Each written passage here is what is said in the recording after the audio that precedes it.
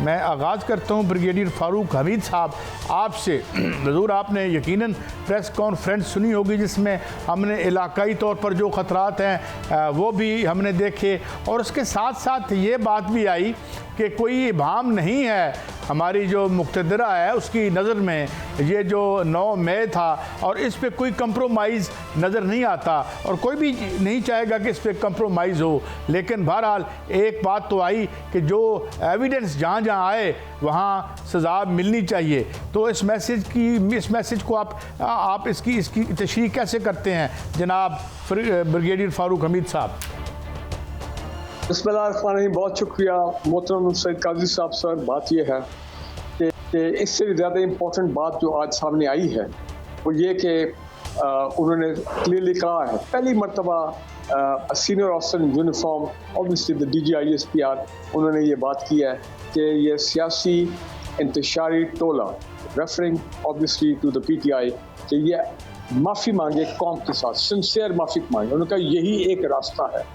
आपको मालूम है कि इसके कुछ हफ्ते तक ये कुछ हमारे सिलेक्टेड जर्नलिस्ट थे, वो थोड़ा बीच में शोशा छोड़ते थे, माफ़ी मांग ले तो मसला हल हो जाएगा, माफ़ी मांग ले तो मसला हल हो जाएगा। तो आज तो बात खुल के सामने आ गई। और दूसरा कोई डील नहीं है, कोई बातचीत नहीं है, despite the fact Imran Khan साहब ने अपने 3 रेप जो है उनको भी नॉमिनेट किया हुआ है for talks with the military establishment. और दूसरा लास्ट है कि जनाब बातचीत जो करनी है पॉलिटिकल पार्टीज आपस में करें।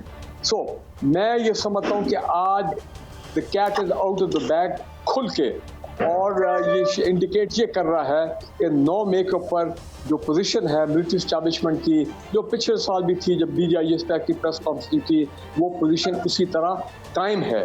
और वैसे भी परसों 9 में आ रहा है तो जो लग रहा है कि ये गुस्सा जो है कम नहीं हुआ। लेकिन ये जो 9 मई को हुआ, ये इसमें तो हमें सबको मानना चाहिए कि पाकिस्तान की तारीख में ऐसे पहले कभी नहीं हुआ कि कोर कमांडर हाउस जैसी मिलिट्री फैसिलिटी तो मैं नहीं कहूँगा, लेकिन उस ओहदे का जो लेवल का जो हाउस था वो भी जलाया गया। और बाकी इतने जगह मिलिट्री एस्टैब्लिशमेंट पूरे पाकिस्तान में अनप्रेसिडेंटेड। तो गुस्सा जो है मिलिट्री एस्टैब्लिशमेंट का वो बिल्कुल जायज़ है, इसमें कोई शक वाली बात नहीं। लेकिन मैं अब एक इम्पोर्टेंट बात कर रहा हूँ। जुडिशल कमीशन वो उसकी भी आज उन्होंने खुल के चले बात कर ली। पहले कभी इस तरह किसी मिलिट्री ऑफिसर ने जुडिशल कमीशन की बात नहीं की थी। वो कि ये PTA का एक बुनियादी राह है कि जनाब आप जुडिशल कमीशन बनाएं तो दूध का दूध पानी का पानी हो जाएगा। लेकिन मैं समझता हूँ जुडिशल कमीशन, हाँ, अगर कल को कोई बातचीत आगे चलती है, कोई मिडिल लाइन ली जाती है और इमरान खान साहब को फ्लेक्सिबिलिटी शो करते हैं और आगे आते हैं सिंसियरली बातचीत करने में ताकि स्टैंड ऑफ को खत्म किया जाए, कन्फ्रंटेशन की सजा को खत्म किया जाए, तो ठीक है जुडिशल को ये बन जाए। लेकिन जारी बात है उसमें टाइम लगेगा। वो फिर आपको पता है 2014 से अगर होता है तो उसमें it will take many months और एक और सजा कायम हो जाएगी मुल्क में। लेकिन मैं भी ये कह रहा हूँ कि इस स्टैंड ऑफ वाली पोजीशन में, इस कन्फ्रंटेशन वाले माहौल को ख़त्म होना चाहिए। ये अब बड़ा क्लियरली चीज़ सामने आ गई है कि पाकिस्तान की पॉलिटिकल पार्टी और हमारी मिलिट्री लीडरशिप के ना ये तनाव है। मैं समझता हूँ इमरान खान साहब should show flexibility, should take a step forward and show that he is a statesman for the sake of Pakistan and for the respect of the military। और उन्होंने कई मरतबा कहा है कि मैं 9 मई को कंडेम करता हूँ। आपकी बात आ गई फ़ारूक हमीद साहब। मैं बढ़ता हूँ आगे। मेजर रिटायर्ड खुर्रम हमीद रोखी साहब, थैंक यू वेरी मच रोखी साहब आपके वक्त के लिए। इसका मतलब ये है कि ये डेड लॉक है और ये डेड लॉक कंटिन्यू करेगा और बड़े क्लियर टर्म्स में हमारी जो मुक़्तदरा है उन्होंने आज अपना इंडिया दे दिया है। तो आप ये समझते हैं कि ये अब the story is over for PTI Rokhri साहब? ये जो तमाम एक्टिविटी शुरू की गई जिस दिन पाकिस्तान तहरीक इंसाफ को एक कानूनी तरीके से दूसरी पार्टीज ने वोट ऑफ नो कॉन्फिडेंस के जरिए हटाया, तो इनका काम ये था कि ये दूसरे तरफ आकर बैठ जाते अपोजिशन में और अपना काम करते। जो पॉलिटिकल लोग हमारा यही काम है करना। इन्होंने एक अडॉप्शन की जानते बूझते हुए एक ऐसे रास्ते की कि 2 साल इन्होंने इंसाइट किया और इन्होंने इस कौम को कि जहाँ पर आपके शोहदा से मोहब्बत, जहाँ पर आपके आम आदमी जो पब्लिक है, जो आम आदमी पब्लिक है, वो जो बच्चा है वो अपने मुल्क से मोहब्बत करता था, शायर पाकिस्तान से मोहब्बत, झंडे से मोहब्बत, मीनार पाकिस्तान पे जाके खुश होना, आपके फौजों के टैंक्स को देख के खुश होना, हवाई जहाज़ों को देख के खुश होना। 2 साल टारगेट किया गया उस तमाम लोगों को, और वी वर नॉट रेडी।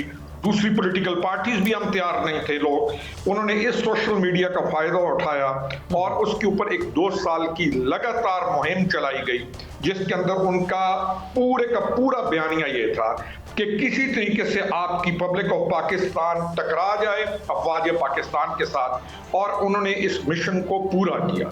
9 मई उस मिशन को पूरा करने की एक झलकी है, एंड दे ओन इट।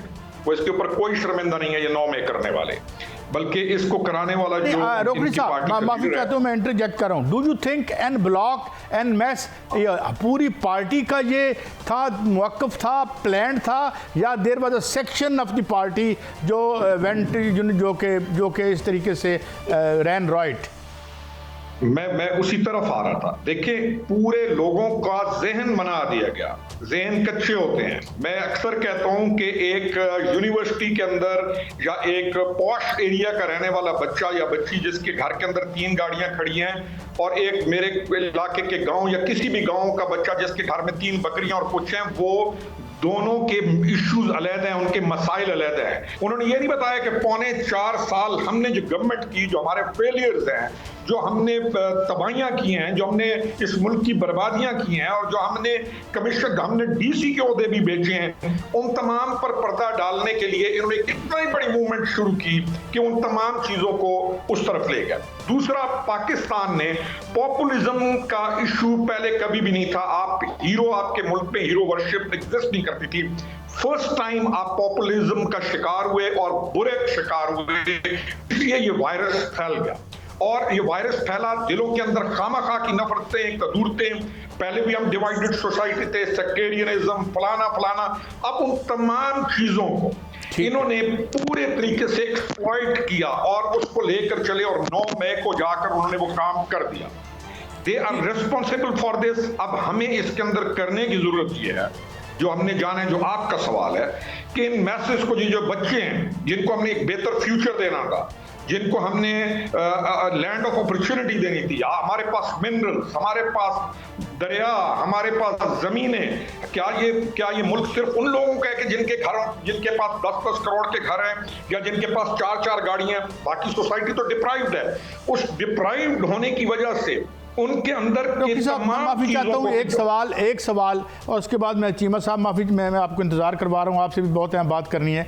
ये जो आप 10-10 करोड़, ये जो आप इशराफिया, इसकी डायनेस्टी की बात कर रहे हैं, ये पॉपुलरिज्म, ये जो भी आप इसको कह रहे हैं, इसकी वजह एक ये भी तो है कि सिर्फ एक ही 4 खानदानों के बच्चे लायक हैं, बाकी तो बेचारे किसी काम के नहीं हैं। रोकन साहब, देखिए, मैं इसको भी डिनाई नहीं करूंगा कि किसी चीज के रिएक्शन के अंदर एक चीज आ रही है, और वो रिएक्शन के अंदर कई दफा समझ नहीं आ रही होती कि हम जो काम कर रहे हैं रिएक्शन में, ये ज्यादा भयानक है, क्योंकि बच्चों को हमारा जो इंटेलेक्ट लेवल है वो अभी तक उस तरह नहीं पहुंचा जैसे दूसरे मुल्क है।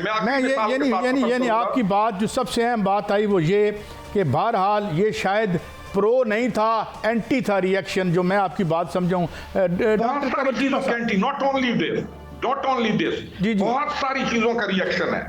लेकिन मैं आखिरी कमेंट ये करूंगा कि हमें जरूरत है इकोनॉमी बेहतर करने की और दुरुस्त लॉ एंड ऑर्डर की, और हमने अपने मुल्क के ये जो इदारे हैं इनकी मैं बात को आगे बढ़ाता हूँ। चीमा साहब बड़ी देर से इंतजार कर रहे हैं, बहुत शुक्रिया चीमा साहब। चीमा साहब, मैं आपका जो सब्जेक्ट है इस पे आता हूँ। हालांकि वो ये कहा गया कि किसी किस्म की दहशतगर्दी के हवाले से नो टॉलरेंस, और आज जो दहशतगर्दी सरहद की इस तरफ से हो रही है, अफगानिस्तान की तरफ से, उस हवाले से बड़ी सख्त ज़बान इस्तेमाल की गई है। तो आने वाले दिनों में आप क्या समझते हैं कि हम इस खतरे को कैसे काउंटर करेंगे, और क्या आप समझते हैं स्ट्रेटजी होगी? कमर चीमा साहब। जी बहुत शुक्रिया काजी साहब। देखें, इम्पॉर्टेंट चीज़ ये है कि अफ़गानिस्तान के अंदर जब तालिबान ने टेक ओवर कर लिया तो हम ये समझ रहे थे कि वो एक रियासत की तरह ऑपरेट करेंगे, लेकिन क्योंकि वो नॉन स्टेट एक्टर की तरह ही ऑपरेट कर रहे हैं, वो दुनिया के साथ ताल्लुकात बनाने में इंटरेस्टेड नहीं है, वो उन दहशतगर्द ग्रुपों के साथ ताल्लुकात रखना चाहते हैं जिनके साथ उन्होंने मिल के जो उस वक़्त में जो वो कहते हैं फ्रीडम जो के स्ट्रगल करते रहे। अब क्वेश्चन ये है कि क्योंकि अफ़गान तालिबान ने चूज़ कर लिया है टीटीपी को ओवर पाकिस्तान, और वो यही कह रहे हैं कि टीटीपी मौजूद नहीं है, जबकि पाकिस्तान कॉन्टीन्यूसली एक चीज़ कही जा रहा है। सो इस सिचुएशन में देखें, जब दहशतगर्द ग्रुपों के ट्रांसनेशनल कनेक्शन होते हैं तो उस पर ममालिक की लिमिटेशंस होती हैं। जैसे अमेरिका और पाकिस्तान का काउंटर टेररिज्म के हवाले से कोऑपरेशन है, इस तरह जब तक तमाम ममालिक मिल के अफ़गानिस्तान के ऊपर प्रेशर नहीं डालते कि हाँ आपके यहाँ जो दहशतगर्द जमातें बैठी हुई हैं उनको ख़त्म करें या उनके दहशतगर्द उन मुल्कों के हवाले करें जहाँ जहाँ वो मतलूब हैं, तो तब तक कैसे चीज़ें चल सकती हैं। आप पाकिस्तान अफ़गानिस्तान पे हमला करने को तो इतनी बड़ी हम एक्शन तो नहीं कर सकते। सो क्वेश्चन ये है कि जो पाकिस्तान के पास लिमिटेड चॉइसेस हैं, दो तरह के, एक तो सीधा ना काइनेटिक ऑपरेशन करें, ऐसी हाइड आउट्स दहशतगर्द ग्रुपों की जो कि पाकिस्तान के अंदर हैं, वो आपने सुना होगा DGISPR ने कि 13,000 से ज़्यादा छोटे बड़े ऑपरेशन किए। लेकिन अदर दैन दैट ये जो मसला है ये सिर्फ ये नहीं है कि कोई एथनिक बेस्ड मिलिटेंट्स हैं, ये रिलीजियस बेस्ड मिलिटेंट्स भी हैं। सो इतने बड़े स्पेक्ट्रम में फौज, आपको पता है कि पिछली हुकूमत में तो कन्फ्यूजन थी कि लड़ना चाहिए कि नहीं चाहिए, और डायलॉग हो रहा था और टीटीपी के लोगों को वापस लेके आया था।